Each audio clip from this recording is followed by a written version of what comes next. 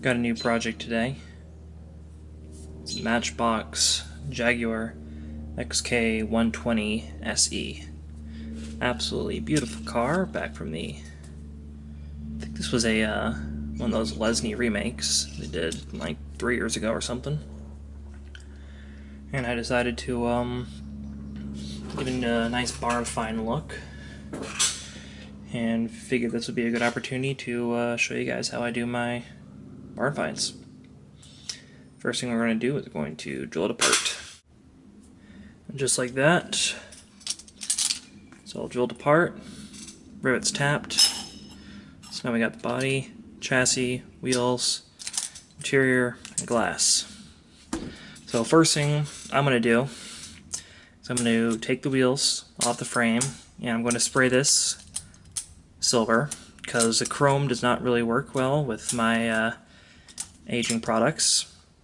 It does not quite look right when it's chrome and rusted, so the silver will kind of give it like a faded chrome look. And I'm also going to paint the interior tan to kind of go with the Jaguar. So we'll do that next. So while the paint on the interior and the base are drying, we're going to work on the glass. I put this little box here just because I wasn't able to focus on the windshield here. Now we're going to make this windshield look nice and aged. They do make products like this by MIG that actually is supposedly going to make your glass look dirty, but personally not a fan of it. What you should use is some extra fine steel wool, some sort of knife, silver Sharpie, this is optional, and some snips. First thing you're going to do is you're just going to maybe make like one little crack on a side window or something. A little hole. The gnarlier, the better.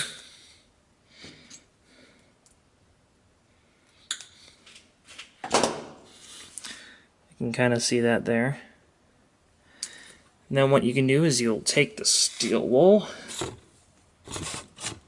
and you're just going to want to rub down all the plastic.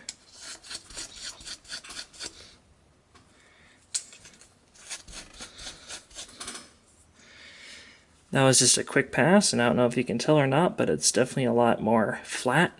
Not as easy to see through it as much. Compare it to the rear window, very transparent. Front, very foggy. Do that to the back glass and the side windows. I do apologize for this really creaky stool that I'm sitting on. So this will just make it nice and worn out. There you go.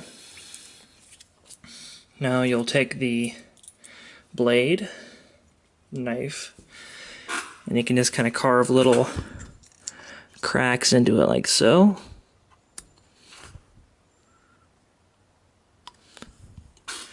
You see that?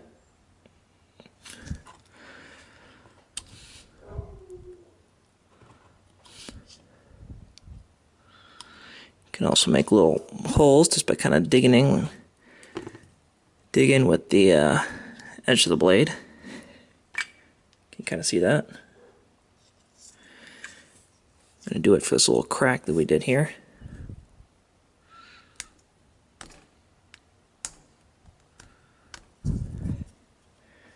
Add a little bit. Back glass.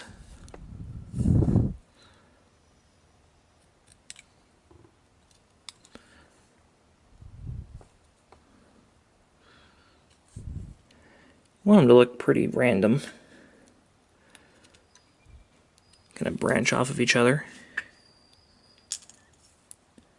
A little bit on the side.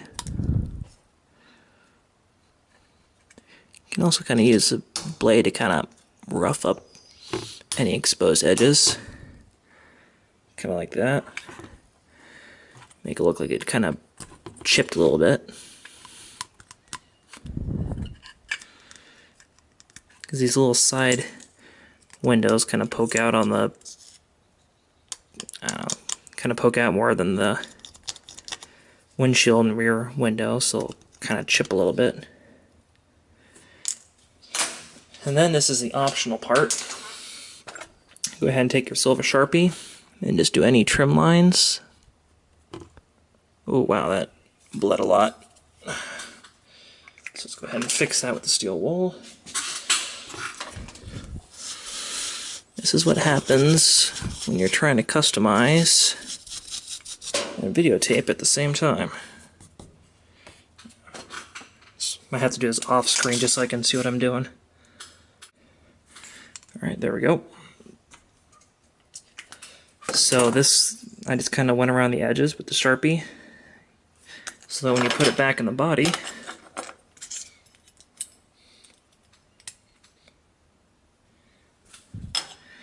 there you go, you see that?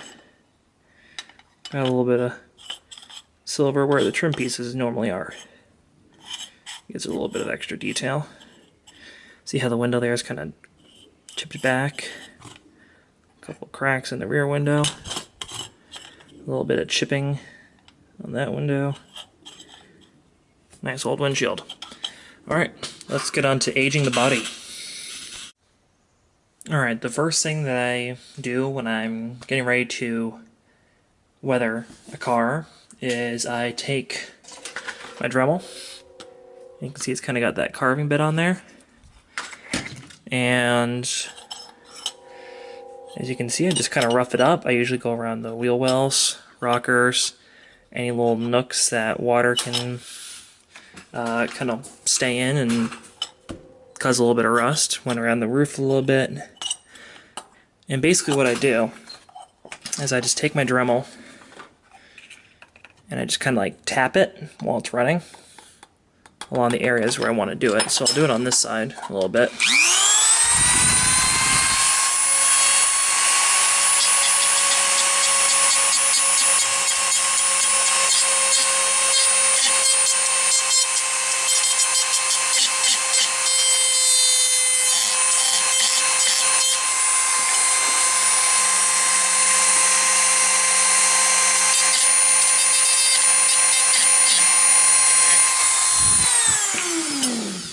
Once again, it's not a thing that can easily be done while trying to work with a camera in front of you, but you kind of get the idea. I'm going to work on that a little bit more. Whenever you're using your Dremel, make sure you're wearing eye protection. You probably should be wearing gloves or something. And yeah, this is kind of an optional thing. This will just kind of make your car look a lot more aged. And all these nooks and bare metal will be a buildup for the rusting pigments.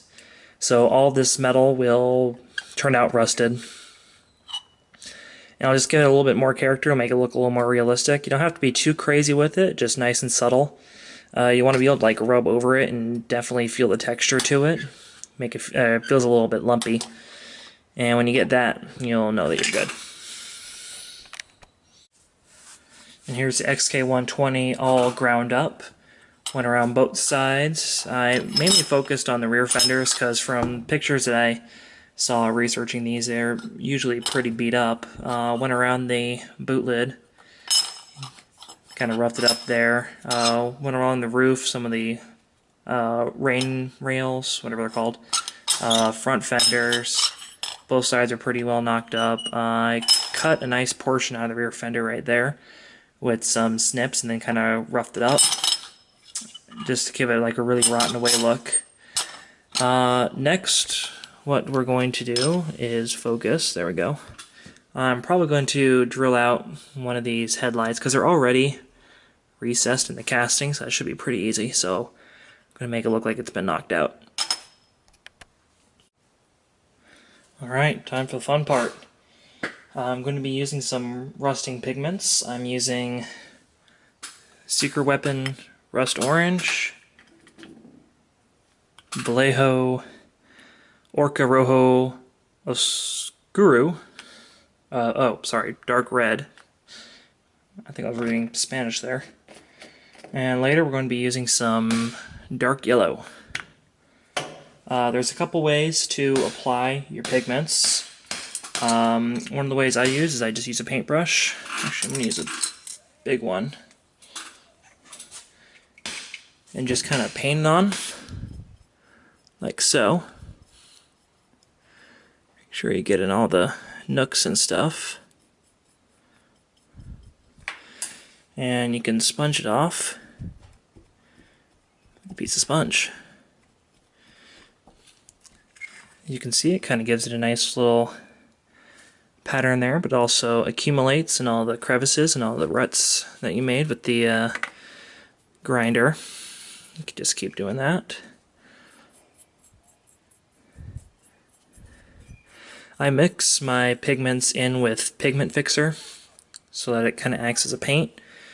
I guess what you can do is you can kind of put them on with a paintbrush and then apply the fixer with a airbrush, but that's basically how you do it.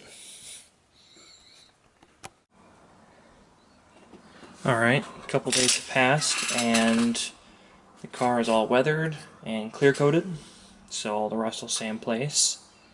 I've done a little bit of work off camera. I chopped out the passenger side door on this, but the right hand door.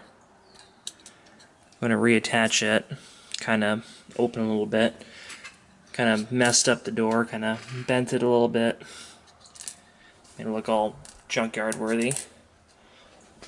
Next thing I'm going to do is I'm going to make some. I decided to go back with the original Matchbox dog dish wheels, and that's because I want to use plastic wheels so I can teach you guys how to make flat tires.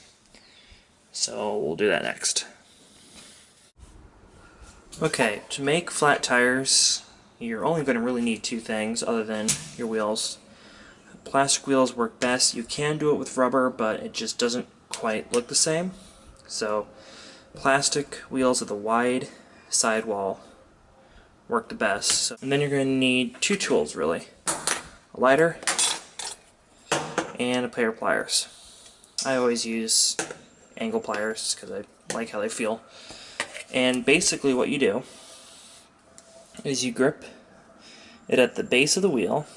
So you're going to be working on this wheel in this case. So holds tight. Then you're going to want to take your lighter. See if I can do this without burning myself.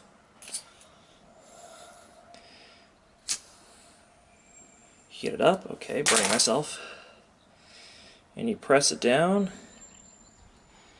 Kind of roll it forward. I'm going to do it off camera. Hold on. And here's the finished product. Right there. I went a little bit too far, so I kind of squished the wheel a little bit, but as you can see, it sits flat. And if you kind of roll it forward as you're squishing it, you're going to get a little bit of a material build up here, so if you see it at an angle, it's a little bit thicker there. So it actually kind of look like it's sagging. So I'm going to do that to probably all the wheels on this case, because we're going to want it, I kind of want it looking like it's been sitting for a while, so I'm probably going to do that to all the wheels, so I'll be back. Here she is, almost done. Some of the things I did off camera is I weathered the wheels, reinstalled them. What I did is I glued them on the base in like normal point in the middle, and then I also just kind of glued the wheels in place. Since they're flat, you don't really want them rolling. So they'll stay in place now. I reattached the door, left it a little open. What else did I do? I added a little hood strap. This is just a piece of sheet styrene that I painted. And yeah, that's pretty good. I weathered the glass, so the trim did a little bit of final weathering on it. So I'm going to have to do one more clear coat because there are some spots I noticed I missed. On the underside, interior is detailed. You see that? Painted up the steering wheel, the dash, handbrake, and the gear stick. Also weathered it. I'm going to do a little bit more detailing on the inside. Probably going to add some debris, some garbage, since the door has been opened. One final one final thing that I'm going to teach you how to do in this tutorial is how to make a car cover. So what I do is I take aluminum or tin foil, cut it into little square. I don't know what dimensions, it's just random square. Because this is just going to be like a temporary, like this is like a lawn trimming thing. It's not going to be a full car cover, so it's just going to be kind of sitting over the roof. Sanded it down so you can primer it and then paint it. And then what you do is you just kind of scrunch it down on there. And since it's a loose car cover, you don't really have to worry about it being perfectly molded to it. You want some creases. You want it to look like it's just kind of draped on there. So something kind of like that. You can do whatever. Have it going in the window there. And you want a bunch of like creases in it also. So even if you wanted to, scrunch it up into a ball first, like that. Then unravel it. Remember, this stuff does tear easily, so see if I can undo it. This might take a second.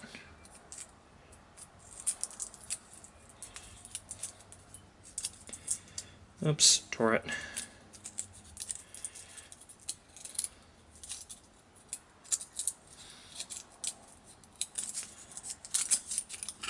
Stand by. There we go. Now we're just going to drape it over. It's got a few holes and tears in it now, which can add to the realism. Probably going to trim that piece right there. You want to have it a little bit loose, because I'm going to have mine able to be taken off. So I'm going to trim it a little bit so it doesn't look so weird.